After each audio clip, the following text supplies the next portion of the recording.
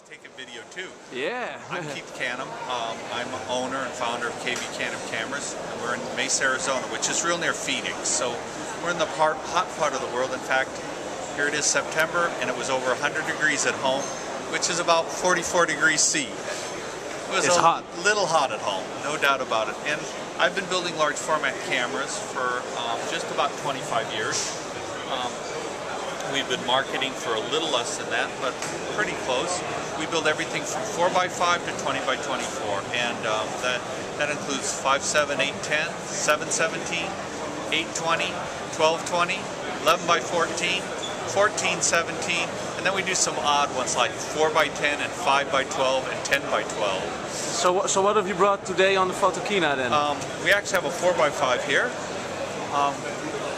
For the Photokina, we've got a 5x7 in the case that we get out when people ask, and we brought one 8x10 metal camera, our 7x17 wood camera, and we also brought the 8x10 wooden back for the 717 because our 7x17 camera is actually convertible. You can unhook the bellows from the front, unlock the lateral shift, the sideways shift in the back, and slide the whole rear standard off the camera. Slide an 8x10 rear standard on and hook the bellows up. Okay, so it's adjustable in every way actually. It's a multi-format. In fact, we didn't bring one, but you can actually put an 8" by 20" back on the same camera with the rear standard and bellows. So we make a lot of different sizes. And one of the reasons we're here in the Kodak booth has to do with the fact that Kodak and KB Canham Cameras have come to an agreement where we can supply any size sheet film imaginable in any emulsion that Kodak makes. Okay. There's a pretty sizable minimum order, and so one of the other reasons for being here is we're trying to build the customer base so that an individual who shoots 717 may feel all alone, but one order of film would be about $16,000, and that's a lot of money for a lot of film. So it's not just taking a picture anymore then. No, but it's true that there are actually a lot larger group of people shooting, for example, 717 than most people realize.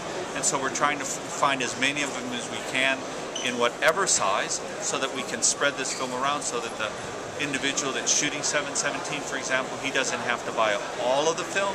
Maybe he only buys 1 or 2 boxes because all of the other boxes that need to be sold, some will go to maybe South Africa or to Malaysia or China, to the United States or Japan. So there is a market for these kind of cameras.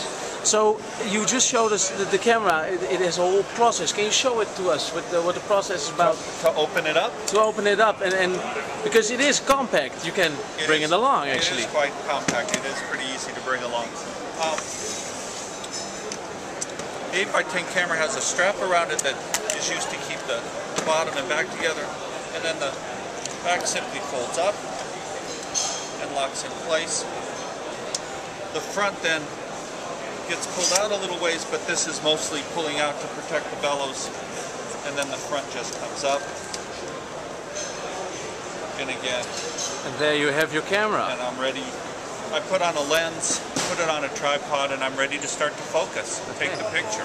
And so you've taken some pictures, which we see hanging here. Can you tell us something about the pictures that you took, the sizes? It's interesting. I actually am not the photographer for the pictures. It's a Kodak display, and I'm not sure how many of them are large format and how many of them are actually small format shots. The one picture that we did bring with us on the internet. Oh, I'm going to have to get my son here, I think. Well, that's the 20x24, of course. This is the 20x24, which you didn't bring because it's a bit too big, maybe. It is very, very big. How do I get back to the Palladori picture? Oh, there it is. Robert Palladori shoots 11x14, so this is a scan from an 11x14 image. And this image, when printed, is about 2 meters by a little over 1.5 meters. In fact, Kodak was just good enough to take a small piece of it and print it at 100%. Okay. So this is...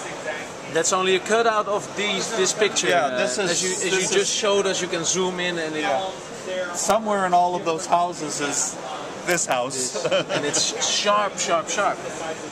it's a very sharp picture. There's a lot of detail in it. A lot, remarkably so.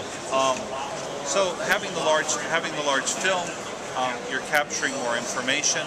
The more information, of course, the larger image you can make that's very, very sharp. Yeah. And so standing here at the Photokina, how does it feel, you know, how does it feel bringing this information to the people? Because it's, for a lot of people, you know, they go to the Canon or the Nikon stand, this is something they actually don't know about. That's right. I've actually been coming to Photokina. This is my 8th or 9th time, so we've been coming for a lot of years. And still every year we meet a lot of people that don't know that these cameras are still made, or in fact I just overheard my son, who's talking to some people behind me, when they asked, well, how old is this camera? When in fact this camera was just put together, assembled last week to bring to Photokina, so it's brand new. And they don't know that. They don't know that. So there's a big part of the education process of us teaching them that people are still using these cameras, and quite a large number of people use these cameras. I'm sure far more people use these cameras than most would realize. It may be a small percentage of the population of people that make photographs, but in fact there are such a large number of people making photographs. Even a small percentage of them that are doing large format is still a lot of people.